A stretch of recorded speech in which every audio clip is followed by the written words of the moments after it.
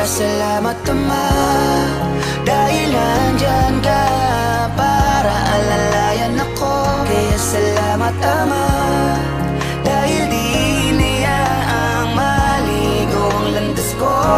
Hindi magsasawang pasalamatan ang iyong kagandahan ng loob. Sa aking kasalanan na maipatawad, sa iyong harapan ay luluhod.